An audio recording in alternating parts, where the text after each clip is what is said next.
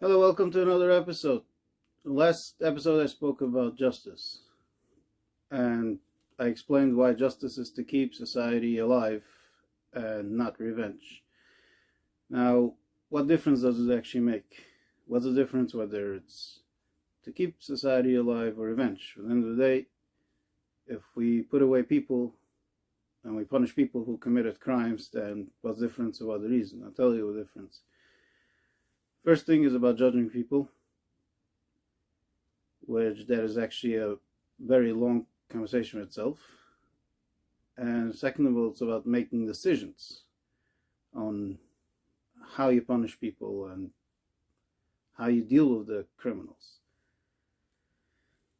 So first, about judging people. When you see a person has committed an act of violence, if your whole mind is full of the idea that I'm going to revenge this person, or this person has to pay a price, you automatically judge the person as if this is the most terrible person. So, if I give an example, what if you saw a person beating up someone?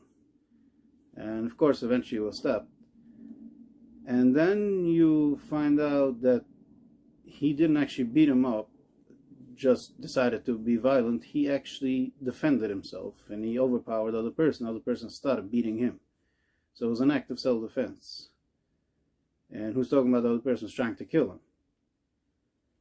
Then you suddenly look at the whole picture different. So when you saw the person beating him up, you thought like, whoa, this person is very evil. But then when you found out it was actually an act of self-defense, you look at it very differently.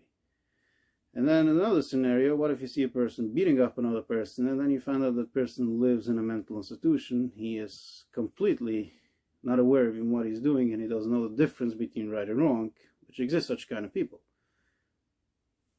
Then suddenly your whole judgment will switch away from saying, whoa, this person, I just saw this person doing such a horrible thing, to saying he doesn't even know what he did. So therefore, not everybody has to be as crazy as a person living in a mental institution, or some people are just a little bit mental, but you get the understanding that judging a person is a very wrong thing.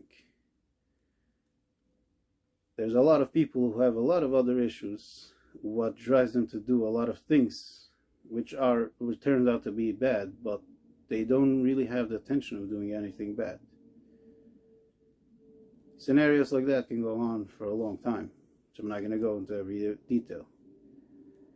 So just to understand, if a person wants to know whether we need to punish a person because we need to keep society intact, or we need to punish a person because we have to revenge him, and the other person has to feel closure, a sense of closure,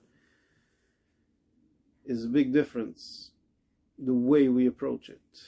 And this way of approaching will also not only make us think differently on criminals, the people who are so-called criminals, it's also going to make us think differently whether a person deserves, how the way we should act to those criminals. Maybe there's different methods.